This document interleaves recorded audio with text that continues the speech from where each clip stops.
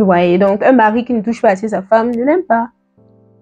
Une femme et vice-versa. Si vous ne passez pas des moments un peu collants là, hein, c'est un manque d'amour vis-à-vis de l'autre. Donc, même la façon par laquelle tu aimes ton mari démontre le degré d'amour que tu as pour Dieu. Hello, hello les amours. Bonjour, bonsoir. Ça dépend de l'heure à laquelle vous écoutez cette vidéo. Je suis Audrey Merveille, Audrey Sianon d'artiste. Et aujourd'hui, nous allons parler d'un thème assez croustillant, assez intéressant. Donner la première place à Dieu dans sa vie. Pourquoi donner la première place à Dieu dans sa vie? Comment on le fait? Donc, c'est très important. Nous allons aborder les deux sujets. Donc, entrant dans le vif du sujet sans plus tarder. J'imagine que nous lisons tous la parole de Dieu et que nous sommes assez familiers to the word of God. Donc, dans Matthieu 22, 36 à 37, nous pouvons lire « Maître, quel est le plus grand commandement de la loi ?» Jésus lui répond, dit « Tu aimeras le Seigneur ton Dieu de tout ton cœur, de toute ton âme et de toute ta pensée. » Tu aimeras le Seigneur ton Dieu de tout ton cœur, de toute ton âme, de toute ta pensée. Qu'est-ce que cela traduit? Ça traduit que nous devons aimer Dieu. Nous devons aimer Dieu plus que toute autre chose. Dieu doit être le premier dans nos vies. Et si nous ne savons pas comment aimer Dieu, j'ai essayé de voir ce que Gary Chapman nous présente. Il nous présente 5 langages d'amour. Et nous allons ensemble essayer de voir comment nous pouvons utiliser ces langages d'amour pour mieux aimer Dieu. Le premier langage d'amour, c'est les paroles valorisantes. Et dans son ouvrage, Gary Chapman nous fait comprendre que aimer exige une prise de décision ferme, de la discipline et la nécessité du progrès personnel. Donc, quand nous décidons d'aimer, ce n'est pas juste je t'aime, tu m'aimes, on s'aime, la vie est belle. Non, non, non. Première chose, c'est une décision que l'on prend. Ça exige de la discipline et ça nécessite du progrès. Pour dire qu'on apprend à aimer en aimant. Vous voyez un peu, nous devons être ouverts à celui que nous aimons. Nous devons être ouverts à comprendre ce qu'il veut que nous fassions pour l'aimer plus. Et ce sont ces actes-là qui vont déterminer si nous aimons la personne ou pas. Donc, regardons ensemble le langage d'amour proposé par Gary Chapman. Premièrement, il nous parle des paroles valorisantes. C'est quoi une parole valorisante? Par exemple, si tu me vois et tu dis « Waouh, Audrey, tu es très jolie aujourd'hui », ça c'est une parole valorisante. Ça me valorise, ça ne coûte rien et ça donne du sourire. Donc, des paroles qui motivent, qui boostent la confiance de l'autre. C'est important. Essayons de voir si nous pouvons l'appliquer à l'endroit de Dieu. Si nous lisons plus loin dans la parole de Dieu, dans Matthieu 25, au verset 40, nous pouvons lire « Chaque fois que vous l'avez fait à l'un de ces petits, qui sont mes frères, c'est à moi que vous l'avez fait. » Donc, en gros, indirectement, quand nous nous adressons des paroles valorisantes à nos prochains, c'est à Dieu que nous le faisons. Si j'aime mon prochain, je suis en train d'aimer Dieu. Ça c'est déjà un signe de l'amour que nous avons pour Dieu ou que nous avons pour le prochain. Si nous ne sommes pas capables d'aimer notre prochain, c'est un peu difficile de dire que nous serons capables d'aimer Dieu. Parce que c'est l'amour que nous montrons au prochain est le reflet de l'amour que nous montrons à Dieu, que nous donnons, que nous avons pour Dieu. Donc, c'est le premier langage d'amour proposé par Gary Chapman. Le second langage d'amour, les moments de qualité. C'est quoi un moment de qualité? Passer du temps au téléphone avec quelqu'un, c'est un moment de qualité. Aller en balade, c'est un moment de qualité. Juste écouter l'autre parler, c'est un moment de qualité. Donc, pour savoir si j'aime effectivement Dieu et si je lui donne la première place dans ma vie, c'est de se poser la question, est-ce que j'accorde du temps à Dieu? Est-ce que j'accorde du temps à Dieu? Il n'est pas question de se lever rapidement le matin. Au nom du Père, du Fils et du Saint-Esprit. Amen. Et puis, je suis partie dans mes activités. Ce qui est marrant, c'est que nous sommes tous occupés. Moi, la première. Je ne vais pas venir étaler toutes mes activités ici. Mais la réalité, c'est que nous sommes tous occupés et nous avons tous 24 heures dans la journée. Comment se fait-il que certains parviennent à faire beaucoup plus d'autres choses et à donner du temps à Dieu et à lui consacrer la meilleure part? C'est juste une question de priorité. Comme Gary Chapman l'a si bien dit, ça exige une décision, de la discipline et un suivi. Très important.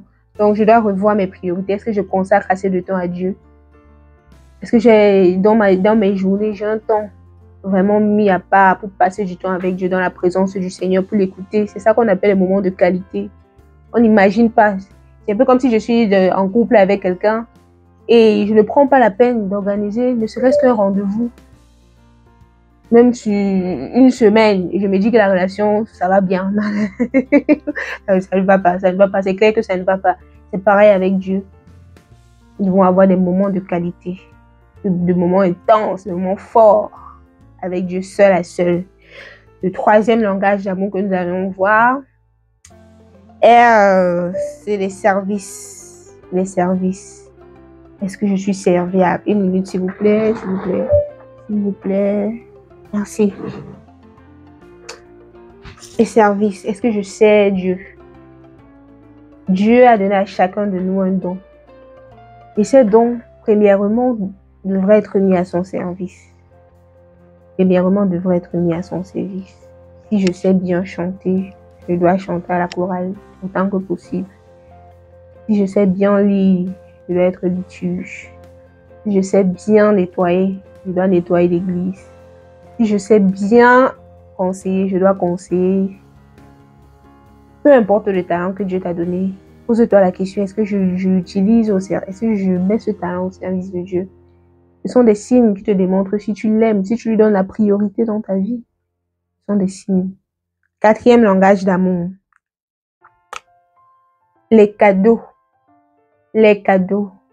Comme je disais plus haut, à chaque fois que vous l'aurez fait à l'un de ces petits, c'est à moi que vous l'aurez fait. Quelqu'un qui est chiche. Quelqu'un qui n'offre pas des cadeaux à ses prochains. Celui qui ne fait pas d'efforts pour donner, pour tendre la main. Il ne peut pas prétendre aimer Dieu. Ce n'est pas cohérent.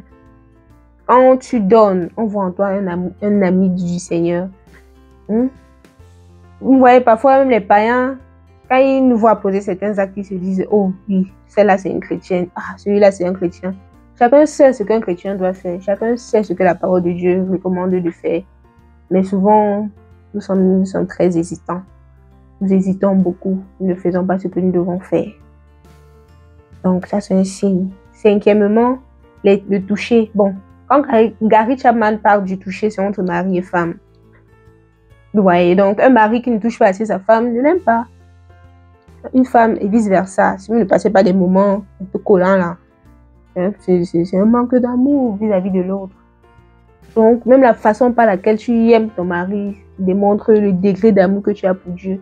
Si tu donnes de l'attention à ta femme, tu passes des moments de qualité, tu es attentif, c'est une preuve que tu aimes Dieu. Parce que à chaque fois que vous l'aurez fait à l'un de ses plus petits, c'est à moi que vous l'aurez fait. Et pour chuter, dans Jean chapitre 15 au verset 5, il nous dit, je suis le cep, vous êtes les sarments.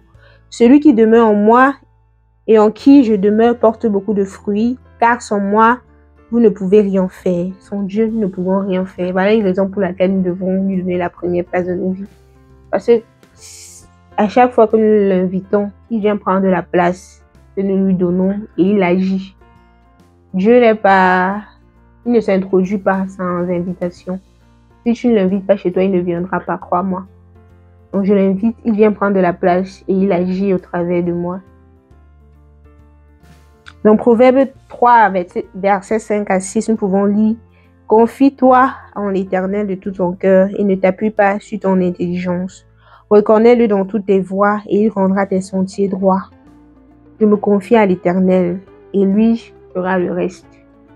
Je lui donne la première place. Je lui donne mon cœur.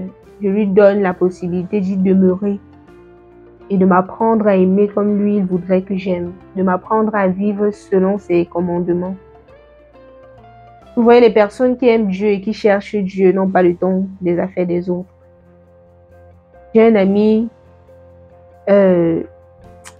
j'aime son approche par rapport aux situations de commérage. Si tu viens vers lui avec du papato, avec le congossa, comme on dit souvent chez nous couramment, il va écouter. Il finit d'écouter, il ne va rien dire. Donc ça ne concerne pas. Quand on cherche Dieu, on évite. On sait ce que Dieu n'aime pas et on évite au maximum. Parce qu'il demeure en nous, il nous donne son caractère. Donc c'est facile de lui faire plaisir. Et pour finir, nous allons voir le psaume 127, verset 1. Si une maison n'est pas construite par l'Éternel, ceux qui la construisent travaillent inutilement. Mot-clé, inutilement.